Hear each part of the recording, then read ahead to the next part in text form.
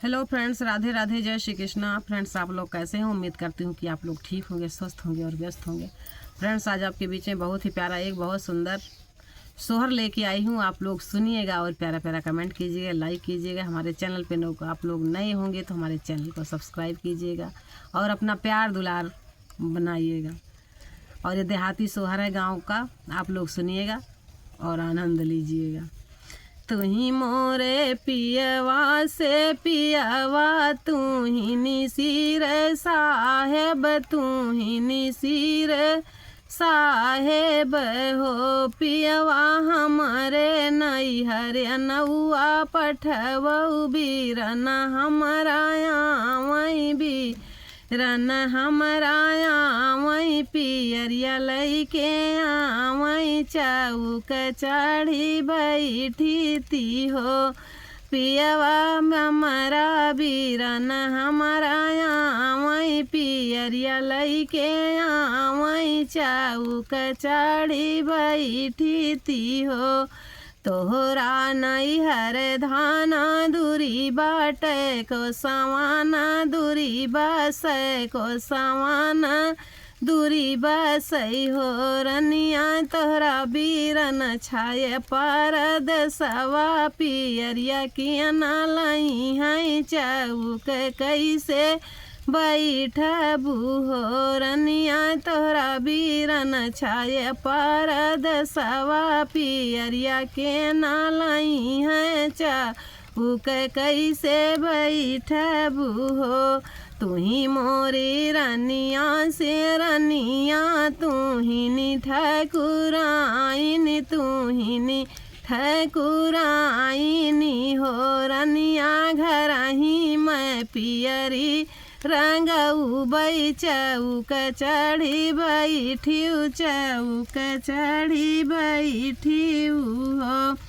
तोहरी पियरिया राजा नीति कै तो नीति उठी पहिरब, तो नीति उठी पहिरब हो। पियवा नैहरे कै पियरी सगुना कै बीरन हमारा लावई बीरन हमारा लावई चौक चढ़ी बैठब हो। बारहे बरिस भैया लौटे रहे बरिस भैया लौटे, मालिनिया द्वारे उतरे मालिनिया द्वारे उतरे नी हो। मालिनी के करे भाई है नंद लाल, बधैया घर बाजई बधैया घर बाजई हो। तोहरी नी बहिनी शीतला रानी बसही वृंदही बाना बसही वृंदही बान हो। राजा वनहू के भय नंद लाल, बधैया घर बाजई बधैया घर बाजई हो।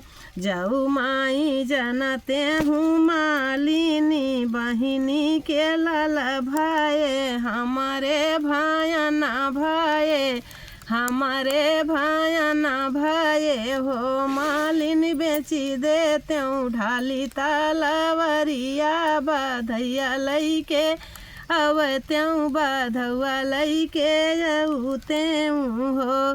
सासू का लावई चुनरिया, लालन का झांगुलिया लालन का झांगुली यो। सखिया गोतिनी कै लडुआ लाया वहीं बीरन हमारा वहीं बीरन हमारा वहीं हो।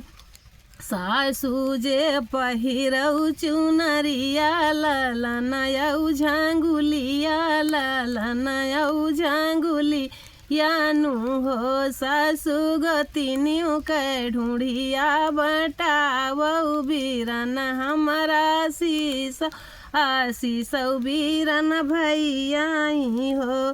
सासू मोरी पहिरई चुनरिया, लालन यऊ झांगुलिया हो। सखिया गोतिनियों कै लडुआ बन्हावैया सिसैयापना पुतवाया सिसैयापन पुतवाई हो ससुए कौआ खरवनाया सिसै की जन लावाय तना बीरन लाए यतनाई हो।